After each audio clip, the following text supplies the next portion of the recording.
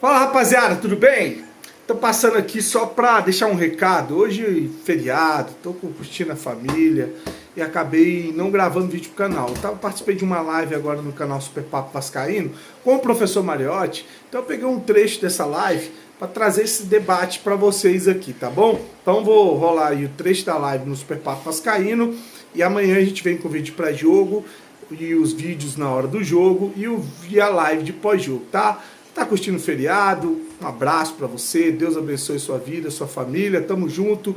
Curte e segue o canal Super Papo Vascaíno do professor Mariotti, que é parceiro, é gente boa pra caramba também, tá? Saudações vascaínos. De Vasco da Gama e Flamengo, o que falta, cara, é também personalidade.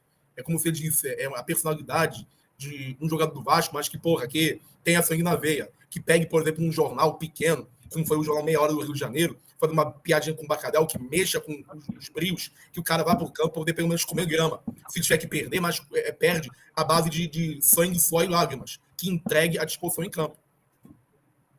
Fazer basicamente o que o Corinthians fez contra o Palmeiras na final do Campeonato Paulista. Palmeiras com um time infinitamente mais qualificado que o Corinthians, e o Corinthians levando o gogó na raça, junto com a torcida, fazendo cera, né, tirando o Palmeiras da sua zona de conforto, catimbando no final do jogo lá em São Paulo. Então, assim, futebol tem isso, né? Tem essas nuances. Sobre o Fluminense, como você mesmo falou, o Fluminense é a prova viva de que, às vezes, um treinador ele não consegue extrair. Olha, a gente tem, assim, as nossas críticas com relação à montagem do elenco. Sim, a gente tem. É um elenco muito mal montado. As janelas do Pedrinho são horrorosas, com raras exceções, como a do Nuno Moreira, do Coutinho, que pediu para voltar e que agora está entregando alguma coisa, né? Agora, o técnico, ele também é parte dessa engrenagem. Por quê? Porque você questionar uma derrota para um Flamengo, para um Corinthians, um clássico contra o Fluminense, você usar o argumento de não ter um elenco, de não ter jogadores, beleza. Agora, você não conseguir jogar contra o Sampaio Corrêa, contra o Volta Redonda, você não conseguir jogar contra um Porto Cabede, você não conseguir jogar contra um Sport, contra o Ceará, que voltaram agora da segunda divisão e tem muito menos orçamento, muito menos grana para montar um elenco, tem que se virar nos 30, né? E conseguem jogar o melhor futebol do que o futebol apresentado pelo Fábio Carille. O caso do Fluminense é um caso muito sério, muito claro, de que o problema era técnico, era tático, porque se você tira o Mano Menezes e coloca um Renato Gaúcho e ganha 5 rodadas seguidas, alguma coisa estava errada com relação ao trabalho feito pela comissão técnica. O Fluminense não é esse time ruim, não, tá? O Canóbio encaixou nesse time, é um bom jogador, o Arias está lá, o Ganso voltou, você tem o Cano, que volta e meia tá fazendo gol, né? Então tem uma molecada que é misturada da base, que eu acho que essa é a receita que o Fábio Carille não gosta de usar, que deu certo com o Rafael Paiva quando assumiu o Vasco e colocou o Estrela, o Leandrinho, o GP, o Lincoln, botou os moleques que a gente meteu 4 no São Paulo, depois a receita jogada fora para poder encaixar o Coutinho no time e não usaram mais a base, teve a lesão do Estrela, a lesão do Adson e do David. Então é isso, é saber, né, usar o que a gente tem da melhor maneira possível e não botar um catado dentro de campo para jogar covardemente, como a gente tem visto aí, independente do resultado. Esse é o problema, tá? Se o Vasco estivesse perdendo só para time rico, time com elenco caro, tudo bem, a gente podia inventar esse argumento da montagem do elenco, que eu acho que ele também é válido. O Pedrinho falhou demais nas contratações. Agora, uma vez você não consegue produzir, você não consegue render com times que têm folhas infinitamente menor do que a do Vasco, ou muito, mas muito menos expressiva, alguma coisa está errada no comando técnico, alguma coisa está sendo feita errada no departamento de futebol, e não é só o elenco. Com certeza, a gente questiona, por exemplo, como que o Fortaleza, que está fazendo ótimas campanhas nos últimos brasileiros e nas Copas que participa, consegue montar times competitivos, capazes de brigar no topo da tabela, e o Vasco da Gama fica nesse marasmo há anos, anos e mais anos.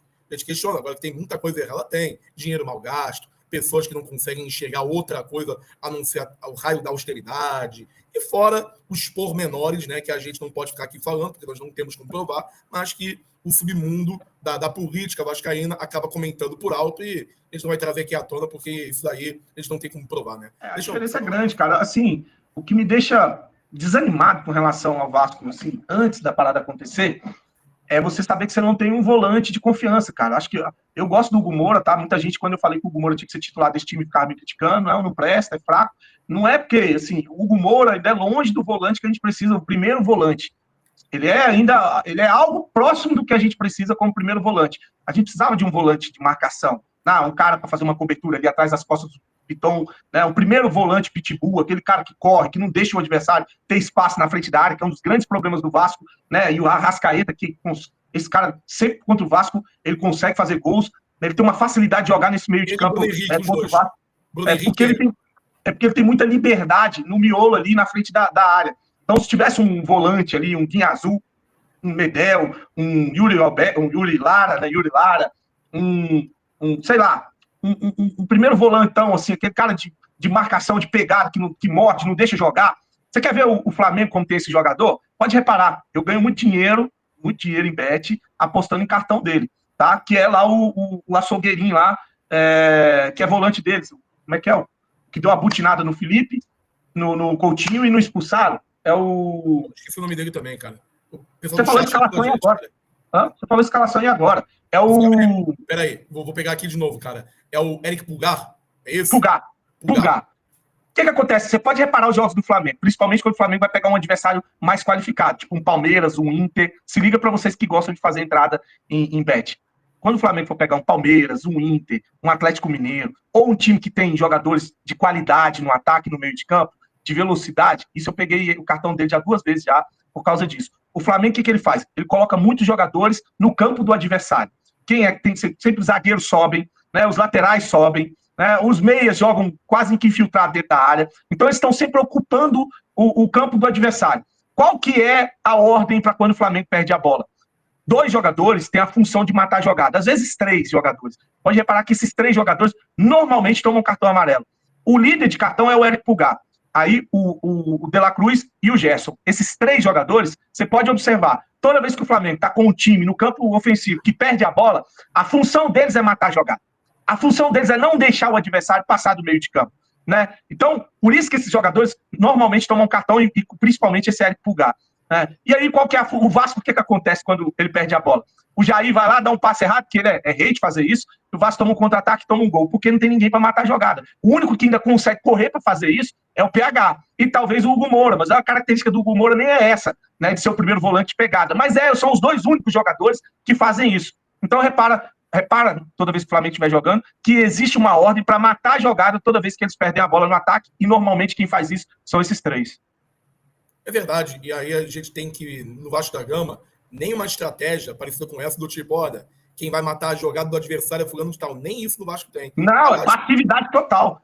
Os caras contra-atacam igual o gol do Pedro Raul, igual os gols que a gente tomou do Corinthians, ninguém faz a falta, ninguém para a jogada. É um time totalmente desorganizado. Não, e tem uma outra coisa também, o que tem de jogador desprovido de capacidade de visão de jogo nesse time do Vasco da Gama. O Rica Perrone falou até um outro termo mais pejorativo, resumiu, burro. O Rica Perrone falou que tem jogador burro no Vasco da Gama, mas, cara, a realidade é que o jogador do Vasco já não tem muita capacidade técnica, ao invés de também fazer o óbvio, que às vezes é tocar uma bola, procurar uma tabelinha, jogar na área pro Verrete, quando o adversário estiver contra-atacando, se não tiver como mata a jogada, faz uma faltinha, nem que seja aquela faltinha de leve para poder parar a jogada, que nem o Flamengo faz. Isso aí o Vasco não faz, cara. O Vasco é um deserto de ideias em termos de construção ofensiva. O Vasco é uma verdadeira peneira em suas laterais, que os laterais do Vasco, em especial o Lucas Piton, tem uma dificuldade enorme em termos de marcação.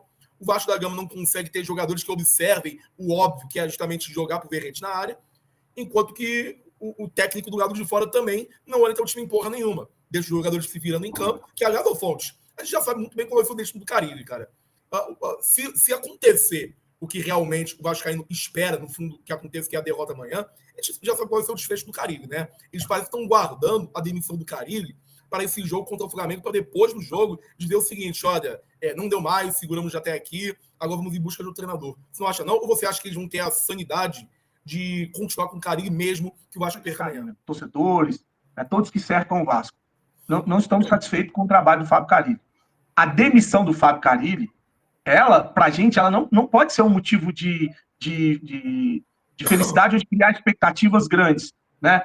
O que a gente tem que entender é que um próximo técnico, ele tem que vir para jogar o nosso campeonato. E aí, esse é o problema quando você vai falar, e eu falo isso nos vídeos, e tem torcedor que acha ruim, né? Tem uma galera que vem para dizer que eu torço contra, que eu não acredito no Vasco, tem que acreditar, o Vasco é para quem acredita, o Vasco tem uma camisa pesada, o Vasco não é para estar pensando em brigar para não cair. Isso aí é o mundo ideal, mas o mundo real é diferente do mundo que você imagina do Vasco. Então, quando você fala na demissão do Fábio Carille, você tem que pensar num técnico para vir para jogar o nosso campeonato. O que é o nosso campeonato? é o Sport, é o Mirassol, é o Juventude, é o Bragantino, é o Grêmio, que está passando um perrengue, né? É o Santos, quem mais que eu tinha colocado? Mirassol.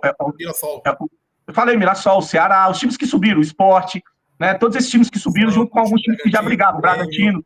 Então, esse é o nosso campeonato. Mas você está dizendo, porque tem gente que, esse time tá para brigar por Libertadores. Você está dizendo que o Vasco vai brigar para não cair? Cara, o time que escapa da queda para a segunda divisão, fatalmente ele estará numa Sul-Americana ou numa pré-Libertadores. O Corinthians brigou até a última rodada para não cair e foi para uma pré-Libertadores. Então, assim, o nosso campeonato é esse, de uns 8, 10 times que brigam contra a queda para a segunda divisão, né? A vaga na Sul-Americana e uma vaga na pré-Libertadores. Então você tem que entender que o próximo técnico que vai chegar não vai fazer do Vasco um super time, não vai fazer o Vasco jogar melhor contra o Flamengo, contra o Fluminense, contra o Corinthians, ele vai fazer o Vasco ser melhor que os times do nosso campeonato, que é esse que eu falei agora. Mirassol, Juventude, principalmente os jogos em casa, tá? Sport, Vitória, tinha esquecido do Vitória. Vitória, Bragantino. Então é isso. A gente precisa de um técnico que compreenda qual que é não o que significa a camisa do Vasco, a história, os títulos, né, o que a gente imagina, o que a gente quer para o Vasco, mas sim a nossa realidade, pelo que a gente está brigando hoje e contra quem a gente está brigando hoje. Um técnico que chegue para essa compreensão. Não adianta, eu vou trazer um português, um italiano, vou trazer um argentino que foi campeão, que vai falar, olha aí, o Grêmio, para ficar bem claro, esse raciocínio que eu estou tendo, não sei se estão conseguindo compreender, o Grêmio trouxe o campeão argentino. O cara foi campeão com o Vélez, que é o Gustavo Quinteiro. Trabalho horroroso no Grêmio, porque o time do Grêmio é limitado, a defesa do Grêmio é uma peneira, o time do meio para frente é espaçado, tem só o tal do Black White lá, que vez ou outra faz um gol, faz uma coisa diferente, mas é um time muito ruim. Então, a gente tem que compreender o que somos hoje, a nossa realidade, para a gente poder buscar um técnico que também entenda esse momento, para a gente competir na nossa competição. Aí você pode me xingar, dizer que eu sou medíocre, que eu penso pequeno, que o Vasco não é para estar pensando em brigar para não cair, tá? O Vasco que eu idealizo é para estar brigando por título, é para estar brigando por Libertadores, mas o Vasco que me entregam é esse que briga para não cair para a segunda divisão e que pode beliscar uma Sul-Americana e uma pré-Libertadores. Mas teu raciocínio, Fon, está completamente certo, cara. É por aí mesmo. O ruim é achar um técnico no mercado depois, que a gente sabe que o Carille vai ser demitido, só não sabe quando. Eu desconfio que seja amanhã mesmo, dependendo de como que o Vasco perca para o Flamengo, se perder realmente. Mas o ruim é achar um técnico. Opa, acho que o Fontes caiu. Opa. Ô, Fontes, tá escutando, querido? Tô escutando. Deu uma queda e voltou. O ruim é o Vasco achar um técnico que queira também comandar o Vasco. Porque você vê bem o seguinte, não é qualquer treinador. Eu não falo treinador de ponta somente, não. Treinador mediano mesmo. Tudo bem, o Renato Gaúcho é de ponta, rejeitou o Vasco, ok. Mas o Pedro Caixinha é o Pedro Caixinha, cara. Rejeitou o Vasco em dezembro, quando o Vasco foi procurado. E horroroso o Pedro Caixinha. E horroroso. Pedro Caixinha é horroroso. Torcedor do Santos, em 3 meses, foi pedido a demissão do Caixinha, desde o Paulistão. Quase derrubou o Bragantino. Quase derrubou o Bragantino. Então tem que ver no mercado, a hora que o Carille for demitido, se ele for demitido, quem dos técnicos, até mesmo medianos, que aceitaria comandar o Vasco. As opções de mercado, Fontes, é Mano Menezes, é uma das opções. Não vai aceitar. Mano Menezes, Dorival, Tite. Pode riscar, nenhum desses caras vão trabalhar no Vasco. Nenhum. As opções de desempregados, se eu não me engano, o Jair Ventura está desempregado ou ele está na segunda divisão? O Jair Ventura. Nem sei. Eu te falo quem vai pintar no Vasco como técnico.